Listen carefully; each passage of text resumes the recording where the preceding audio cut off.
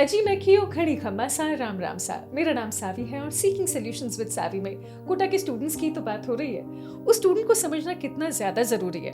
अक्सर आरोप हम पर ये लगते हैं कि आपके शहर में इतना कुछ होता है, लेकिन कहाँ कुछ क्या हो जाता है वही तो समझने की ज़रूरत है। और आज हमारे साथ आज तीन गेस्ट्स होंगे जिन्होंने अपनी लाइफ हमारे साथ शेयर करके थोड़ी इस जर्नी को आसान बना देना है। सूर्यकांत फिलहाल हमारे सामने हैं। सूर्यकांत हजारीबाग से हैं। कैसे हैं सूर्यकांत? जी मैं बिल्कुल भी अच्छा हूँ।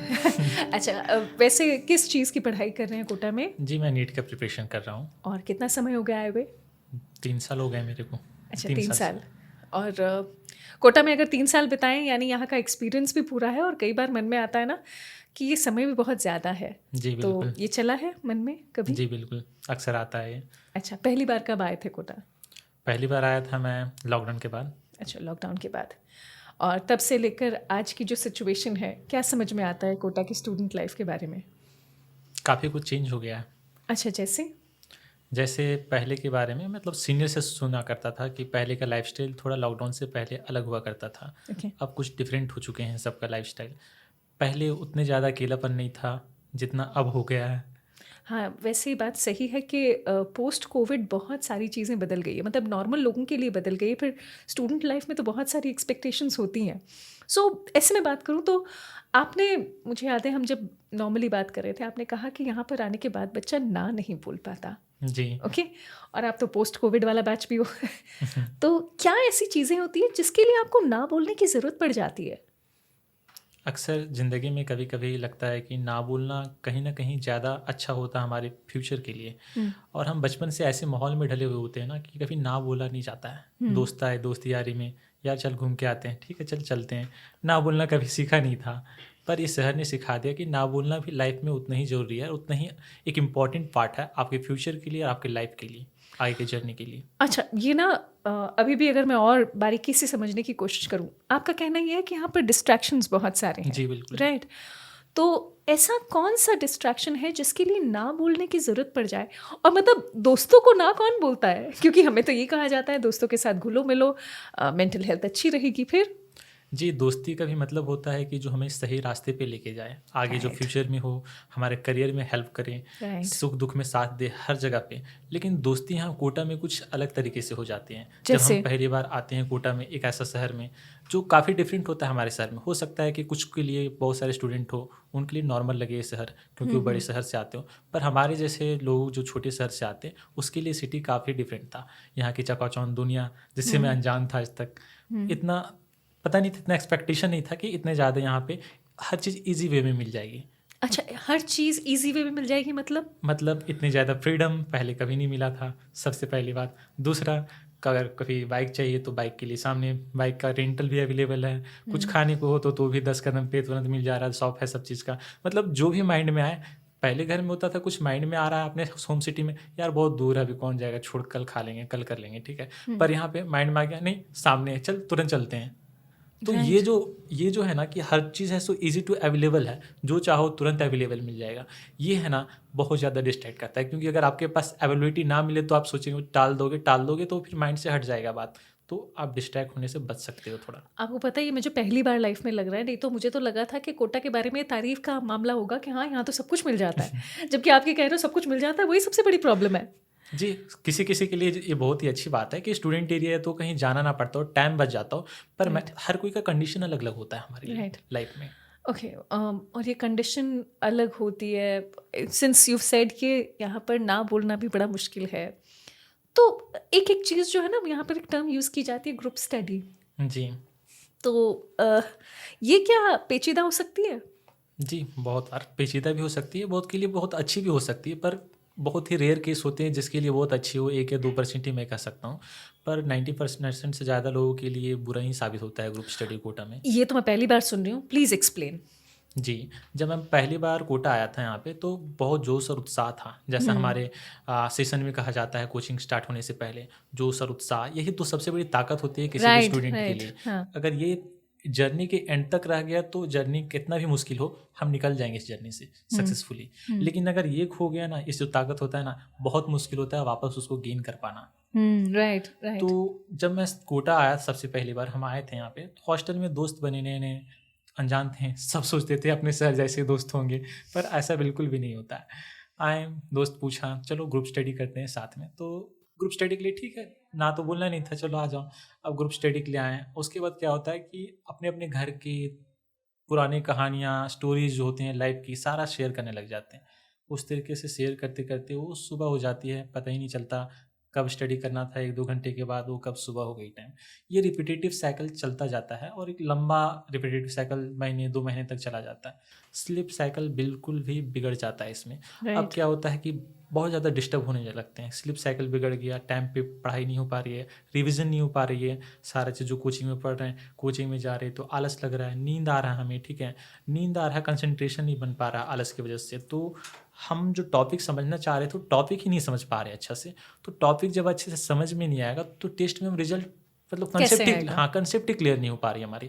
तो फिर हम रिजल्ट कैसे दे पाएंगे, अपना आउटकम कैसे दे पाएंगे? हम कितना भी मेहनत कर ले, कुछ भी कर ले, हम इससे बाहर निकलना चाहते, फिर डरते हैं ना कैसे बोले, क्या ना बोल देंगे, दोस्त है बुरा मान जाएगा, सोचेगा कि मतलब ऐसा आ रहे तो भाव खा रहा है रूम में, ठीक है, मतलब कुछ भी जो माइंड में नहीं होता है कि तरह तरह सोचने लगता है मेरे बारे में, क्या सोचेगा ये, ऐसे सोचेगा वो सोचेगा, ठीक है। बट यहाँ पे जो सबसे अच्छा ऑप्शन होना चाहिए कि ना बोल देने का, कि आप मत आओ मेरे रूम में, मैं अकेला ही पढ़ लूँगा, मेरे से नहीं होता है ग्रुप स्टडी। अब यही होता है कि टेस्ट में नंबर नहीं आ रहे हैं, कुछ समझ में नहीं आ रहा, टॉपिक पीछे का टॉपिक छूट गया है, 11th का बेस था हमारा, फाउंडेशन था वो, अब बेसिक ही हमारा ख़राब हो गया है, तो आगे का टॉपिक अच्छे से समझ में नहीं आना है, कितना भी पढ़ लो आप अच्छे से, टाइम दे लो, ठीक है। तो रिग्रेट होने लग जाता है कि क्या करूँ क्या करूँ, वहाँ से डिप्रेशन स्टार्ट होता है, टेंशन होना स्टार्ट हो जाता है। काउंसलर पास मिला भी मैं, फिर भी वो कवर नहीं कर पाया, जो उस तरह की से होता है ना कि जो पता है कोटा में कि एक बार जो बैकलॉग लग जाता है तो बैकलॉग को पीछे करना चाहो कवर तो आगे छूटेगा, आगे करो तो पीछे छूटेगा, ठीक है। तो राइट। बैकलॉग का ही अपना एक अलग इशू रहता है यहाँ पे कोटा में, इतने सारे डेली डेली पढ़ाई होती है। तो यहाँ से है सो सबसे बड़ा पॉइंट होता है डिस्ट्रैक्शन का। लाइक हम देखते हैं यार वो है सो कितना मज़े कर रहा है, हम तो मज़े भी नहीं कर रहे हैं यहाँ पे, ना पढ़ाई अच्छा से कर पा रहे हैं, ना मज़े अच्छा से कर पा रहे हैं, ठीक है। तो करे क्या करें, ना नंबर आ रहे हैं अच्छा से, ठीक है। तो एट द पॉइंट एक ऐसा टाइम आता है जब हम सोचते हैं कि चल मज़े कर लेते हैं या फिर पढ़ाई कर लेते हैं। तो बहुत कम ही होते हैं यहाँ पे कि जो हम पढ़ाई का रास्ता चूज़ करते हैं, क्योंकि लगता है यार इन्जॉय कर लेते हैं, इतना टाइम तो बीत ही गया, 1-2 महीने बचा हुआ, लास्ट में इन्जॉय कर लेते हैं, अगले साल देखा जाएगा, जब 12th आएगा तो 12th में पढ़ा जाएगा फिर। ये तो पहली बार सुना कि ग्रुप स्टडी में भी आपको दिमाग लगाना चाहिए और ना बोलना आना चाहिए। Suryakant, thank you so much for sharing this, क्योंकि हो सकता है आपके इस संवाद से हर कोई कनेक्ट कर पाए कि भैया ये तो मैंने भी किया है। वो एक बार ना नहीं कह पाए अकेले, मतलब द पॉइंट इज़ नॉट अकेले या फिर एक साथ, the point is quality study, और वो शायद आपको अपने आप को समझ कर ही करनी पड़ेगी। Thank you so much Suryakant. So that was Suryakant from Hazaribagh, and हमारे साथ आ चुके हैं हाजीपुर के अभितेज। अभितेज, नाम बड़ा प्यारा है आपका, Yes, ma'am. मतलब क्या होता है इसका? I also don't know. चलो ये सबसे क्यूट बात है, आपने मान लिया कि आई ऑल्सो डोंट नो, मुझे भी शायद मेरे नाम का मतलब नहीं पता होगा, but that's a good thing कि जब चीज़ों का मतलब नहीं पता हो तो हम पूछ लें। जैसे मुझे अक्सर नहीं समझ में आ पाता है कि बच्चे को प्रॉब्लम कहाँ पर होती है, और क्योंकि आप 3 साल से कोटा में है, राइट? Yes. तो ये ना आप ही से मैंने ऑफ कैमरा सुना कि कोटा में बच्चा जब आता है तो 3 से 4 साल जो है ना वो तो यहाँ पर निकल ही जाते हैं, मतलब कोटा का प्रेम बोलो कुछ भी बोलो। तो ये कैसे एक्सप्लेन करेंगे कि 3 साल कैसे, मतलब क्यों कहते हैं कि हाँ यहाँ पर 3 साल तो होना मतलब नॉर्मल बात है? क्योंकि मैम ऑन एन एवरेज 3 साल इसलिए लग जाते हैं क्योंकि वो ऐसा एज कंपटीशन का वो रूल है कि आपको मतलब एक बार में चीज़ें लर्न होती ही नहीं है, मतलब उतना सीरियसनेस वो आता ही नहीं है अंदर से कि हाँ ऐसा। जब मैंने फर्स्ट टाइम एग्ज़ाम दिया था तो मुझे ऐसा लगता था कि ठीक है होगा नहीं होगा, then we will choose other field, मैं कुछ और कर लूँगा इससे बेहतर, कॉन्फिडेंस था। लेकिन फिर जब मैंने देखा तो फिर लगा कि नहीं, दिस इज़ द बेस्ट, इससे अच्छा कुछ नहीं है अभी इन दिस सिचुएशन। तो फिर मतलब वो चीज़ समझने में मुझे 1 साल लग गए। फर्स्ट ईयर तो मुझे ये लग गया कि नहीं अभी यही करना है, इस फील्ड में इंटरेस्ट जगाने में ही 1 साल मुझे लग गए। फिर जब मैंने पढ़ना चालू किया तो फिर लगा कि नहीं अभी 1 साल और लगेंगे मुझे। तो मतलब बचपन से ऐसा डिसाइडेड नहीं था, या फिर घर वालों ने डिसाइड नहीं किया था कि आप डॉक्टर बनेंगे, या आपने यहीं पर खुद ही आकर पता किया? एक्चुअली बचपन से माई इंटरेस्ट इन डिफेंस, मैं आर्मी में जाना चाहता था। अच्छा। देन मतलब in after class 10th my father told me that one brother is your engineer and second you will become doctor. अच्छा। Then first my father dream I want to become doctor, then my dream I want to become doctor. How sweet. अच्छा, वैसे ना parents के सपने पूरा करना इतना आसान भी नहीं होता। Yes. और स्पेशली जब हमें ये मान लीजिए कि जनरेशन गैप तो ऑफ कोर्स होता ही है, लेकिन आपने अगेन ऑफ माइक एक बात कही थी कि ना मिडिल क्लास अगर आप हो तो सिचुएशन बहुत चेंज हो जाती है। तो वो क्यों कहा आपने? क्योंकि मैम ये अक्सर देखा गया है कि मिडिल क्लास में जो है ना, पहले मतलब पेरेंट्स के सपने पूरे करने पड़ते हैं, बाद में अपने सपने पूरे करने पड़ते हैं। भैया ये तुमने तो बहुत बड़ी बात कह दी। और बेहतर समझाओ। क्योंकि मैम मतलब ऑलमोस्ट 80 to 90% जो स्टूडेंट है कोटा में आते हैं, he belongs to a middle class family. Right, very true, very true.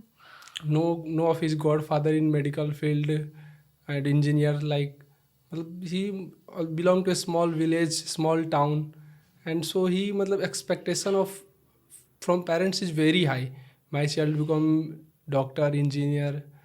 तो इसका कभी बर्डन लगता है इस बात का? नो, मैं उसे मतलब अपॉर्चुनिटी की तरह के तौर देखता पर हूँ। देखता हूँ। वेरी नाइस, वेरी नाइस, है ना? इसलिए मुझे कभी वो बर्डन नहीं लगा। मुझे लगा कि नहीं, कि वो मुझे मतलब मेरा बेस्ट आउटकम जो आना चाहिए वो मेरे अंदर से आएगा, अभी इन प्रोसेसिंग है वो। पर अपने आसपास तो ऐसे बच्चों को देखा होगा जो कई बार इस बात से बर्डनड भी हो जाते होंगे। Yes ma'am. तो फिर हाउ डू यू से इसे डील करने का तरीका क्या है? And I am asking you क्योंकि आपने डेफिनेटली इस बात को डील किया है, क्योंकि आप इसे बर्डन नहीं मान रहे हो। पता है, आपसे बात करके सबसे अच्छी बात जो मुझे लग रही है वो ये कि 3 साल आपको बर्डन नहीं लगे। आपने कहा कि नहीं, मैंने अपने आप को जाना, राइट? सिमिलरली आपने कहा कि मैं पेरेंट्स की बातों को भी, मुझे नहीं लगता है वो प्रेशर है। तो जो प्रेशर की तरह देख रहे होते हैं उसको, उनसे क्या कहेंगे? प्रेशर की तरह नहीं, जो देख रहे हैं उनसे बस यही कहना है कि मतलब अगर आपसे नहीं हो रहा है, अपने आप को मतलब पहचानना कि आपकी कैपेबिलिटी कितनी है, वो सबसे बेस्ट होता है। अगर आप पे लगता है कि हाँ मैं कर दूंगा, देन यू डू। अगर आप पे लगता है कि नहीं मुझसे नहीं हो रहा है, देन यू विल स्किप। इससे कहीं मतलब अच्छे फील्ड है जहाँ आप कुछ अच्छा फोड़ सकते हो, then you will do other things. तो इससे मुझे याद आया, तो आप डिफेंस में वापस जाओगे ये जब अगर MBBS हो जाएगा उसके बाद? No, I want to join AFMC, arm force medical college. Wonderful, that's a great idea. I am to become doctor plus lieutenant. अरे वाह। इश्मत माई स्माइल उस वक्त भी बनाए रखे, and because you are knowing your self in this journey, this is very beautiful. Thank you Abhitej, thank you for sharing this from our life. हालांकि ये conversation यहाँ एंड नहीं होता है, हमारी बातचीत अभी होने वाली है एक ऐसे बालक से जो पेरेंट्स के साथ अपना कॉन्वर्सेशन कैसे स्ट्रॉन्ग किया जाए उस पर हमें बताने वाले हैं। So coming up next is Balaji. Sitamarhi के बालाजी कोटा में 4 साल से हैं। आप आज कह सकते हैं कि इस एपिसोड की हाईलाइट यही है, 3 साल एंड अबव। हालांकि 3 साल अगर कोई कोटा में रह गया, जीवन में बहुत कुछ सीख भी लेता है, लेकिन हमारे यहाँ पर सीतामढ़ी के बालाजी ने क्या सीखा ये तो इनसे जानते हैं। बालाजी, मुझे पता है आपकी दोनों सिस्टर्स भी MBBS में गई हैं, राइट? और आप भी डॉक्टर बनने वाले हैं, राइट? तो ये सबसे बड़ी बात तो ये होती है कि जब ऑलरेडी फैमिली में 2 लोग इस फील्ड में हैं, आप अब आगे बढ़ रहे हैं, क्या ये प्रेशराइज करता है हमें इन एनी वे? कई बार लोगों को लगता है कि मतलब मेरी दीदी है इसलिए मैं भी इस फील्ड में आना चाहता हूँ, बट टू बी ऑनेस्ट ऐसा नहीं है। अच्छा। मैं जब क्लास 8 में था ना, मेरी दीदी ने बायो नहीं लिया था उस टाइम। उसी वक्त मैं सोच लिया था कि मैं बायो फील्ड में ही जाऊँगा। पता नहीं था मुझे कि नीट देना है या क्या था, तो बस उस वक्त मैं सोच लिया था कि मुझे तो डॉक्टर ही बनना है। लेकिन बाद में ऐसा हुआ कि दीदी ने ले लिया 11th-12th में बायो, तो फिर घर वालों ने मतलब हम लोग मिडिल क्लास से आते हैं, मिडिल क्लास फैमिली जैसे है, हमें अभी तेज कह भी रहे थे, तो पेरेंट्स को डर लगने लग गया कि पता नहीं अब तीनों अगर एक ही फील्ड में आ जाएंगे तो टफ हो जाएगा। लेकिन किसी ने, मेरे मम्मी पापा किसी ने मुझे मना नहीं किया कि तुम बायो मत लो। उन्होंने तीनों भाई बहन को बायो लेने दिया। और मैं 4 भाई बहन हूँ, और मेरी मम्मी भी बिजनेस वुमेन है, और मेरे मम्मी पापा दोनों काम करते हैं ताकि हम 4 भाई बहन घर से बाहर जाकर कोटा जैसे महंगे जगह पे पढ़ सकें। लेकिन ना there is something that differently I will ask you. मुझे ऐसा लगता है कि जैसे 4 साल ऑलरेडी कोटा में हो चुके हैं, अगेन आपने कहा कि आप पर इस बात का प्रेशर नहीं था कि आपको मतलब डॉक्टरी लाइन में आना है, ये आपकी खुद की चॉइस रही है। लेकिन कोटा, जैसे कि हमारे जो फ्रेंड्स जिन्होंने ऑलरेडी हमारे साथ संवाद किया, उन्होंने कहा कि यहाँ पर ना कहना भी आना चाहिए, वहीं पेरेंट्स का प्रेशर नहीं लेना चाहिए। तो एक जगह जहाँ पर आपने खुद अपने पेरेंट्स का जिक्र किया है कि उन्होंने आपको प्रेशराइज नहीं किया, वो ब्रिज कैसे मेंटेन होता है कि जहाँ पर आप अपने संवाद अपने पेरेंट्स से स्ट्रांग रख पाएँ? क्योंकि आपकी दोनों बहनों ने ऑलरेडी, बहनों के साथ ना संवाद करना थोड़ा आसान होता है, लड़कों के साथ में थोड़ा सा मुश्किल आ जाती है। Yes ma'am. क्या होता है? सबसे पहली बात तो मैम 24 घंटे में मैं 2 बार या मिनिमम 1 बार तो ज़रूर अपनी मम्मी या पापा से ज़रूर बात करते हैं वंडरफुल। और हर एक चीज़ शेयर करते हैं जो भी होता है। तो और इससे होता क्या है कि मेंटेन रहता है चीज़ें, मतलब किसी और को आप बताओगे ना तो हो सकता है उसको वो यूज करेगा या फिर आपको दूसरे जगह पे नेगेटिव यूज कर सकता है। अच्छा। लेकिन पापा मम्मी के अलावा ऐसा कोई नहीं है अपने लाइफ में जो हमेशा हमारा अच्छा सोचे, है ना। तो मुझे लगता है कि पापा मम्मी के अलावा आपको कोई नहीं है जो आपका अच्छा सोच रहा होगा। अच्छा, एक और बात है जो आपने कहा कि पेरेंट्स ना आपको हर चीज़ के लिए हाँ भी करते जाते हैं, राइट? ऑफ माइक हमारी बात हो रही थी तो आपने कहा कि आपके पेरेंट्स आपसे ये भी कह चुके हैं कि भैया कोई पसंद आए तो हम उससे शादी करवा देंगे। अच्छा, इसके बारे में आपका क्या ओपिनियन है? क्योंकि पेरेंट्स अब ऑफ कोर्स अगर इतना ओपन माइंडेड होकर आपको दूसरे शहर भी भेज रहे हैं and they are being very kind, I will say कि जो चीज़ें हमारे लिए बहुत कन्वेंशनल हुआ करती थी उससे अलग अब वो चाहते हैं कि बच्चा जो करना चाहे वो कर सकता है। मुझे लगता है कि पेरेंट्स को ना मतलब बच्चे का फ्रेंड बन जाना चाहिए, मतलब अच्छा। ऐसा कि बच्चा किसी को भी ना कह के पहले अपने पापा मम्मी से शेयर करे। जैसे अगर आप बोल रहे हो कि गर्ल स्टेटमेंट की बात आती है तो पहले अपने दोस्तों के साथ शेयर करते हैं, हाँ। लेकिन मेरे केस में ऐसा नहीं है। अच्छा। अगर मेरे को ऐसा अभी कुछ है नहीं ऐसा कुछ लेकिन अगर कुछ ऐसा होता है तो सबसे पहले हो सकता है कि मैं अपनी मम्मी को बोलूँ या पापा को बोलूँ सबसे पहले। ये इतनी क्लैरिटी कैसे आती है? क्योंकि पेरेंट्स से तो अक्सर डर लगता है ना, अरे यार ये तो हमें डांट देंगे या फिर हमें बताएंगे कि ऐसा नहीं होना चाहिए, वैसा नहीं होना चाहिए। फिर सबसे पहली बात कोटा में यही सबसे बड़ी समस्या है कि पेरेंट्स क्या करते हैं ना, बच्चे को जब मैक्सिमम टाइम 11th-12th के लिए बच्चे आते हैं तो 10 साल तक पूरा पेरेंटल कंट्रोल रहता है, तो पेरेंट्स उसको पूरा दबा कर रखते हैं, मतलब कि कुछ भी एक्स्ट्रा बाहर नहीं जाने देते, बस पढ़ाई पढ़ाई पढ़ाई। फिर वो कोटा आता है तो एक साथ बहुत सारा चीज़ एक्सप्लोर करने के लिए उसके पास फ्रीडम ही हो जाता है, कोई Right. रोकने वाला नहीं होता उसको। तो एक बड़ी समस्या हो जाती है, जस्ट लाइक एज कि एक स्पंज है और बहुत कस प्रेशर से वो दबा हुआ है और एक बैग छूट गया, जैसे रबर बैंड या स्पंज, तो बहुत जंप करता है वो एक बैग, तो ये एक बड़ी समस्या हो जाती है। तो पेरेंट्स को ये ध्यान रखना चाहिए कि मतलब अपने बच्चे के साथ मतलब डेली का खबर लेना चाहिए और ऐसे कि बच्चे खुद बता दे सब कुछ। जैसे आपने क्या क्या चीज़ें अपने पेरेंट्स को बताई? सब कुछ भी ऐसा नहीं है जो अपने पेरेंट्स को जैसे फॉर एग्जांपल पहली बार अट्रैक्शन हुआ बताया। वंडरफुल।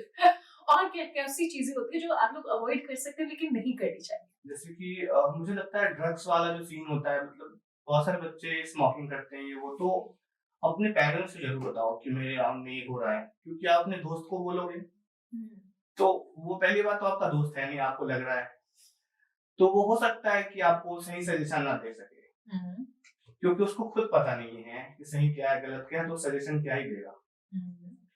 तो मुझे लगता है कि हमारे पेरेंट्स बेस्ट है, कोई भी सजेशन लेना है तो अपने पेरेंट्स के अलावा किसी से कोई सजेशन नहीं लेना चाहिए मुझे, चाहे वो पेरेंट्स कितने भी पढ़े लिखे हों, पढ़े लिखे ना भी हों, उससे ज्यादा बेहतर सजेशन कोई नहीं दे सकता। पेरेंटिंग अपने आप में एक पढ़ाई है उसमें कोई एजुकेशनल क्वालिफिकेशन नहीं चाहिए होती है। That's wonderfully said. तो बालाजी, आई एम श्योर अगर लोग आपकी तरह सोचने लग जाए, इनफैक्ट जो स्टूडेंट्स सुन रहे हैं ना, हो सकता है शुरुआत में थोड़ा सा डर लगे कि नहीं पेरेंट्स को बताएंगे तो वो हमें कुछ कह देंगे, लेकिन वो डर हटाना जरूरी होगा। कोई टिप देना चाहेंगे कि ये डर कैसे हटता है?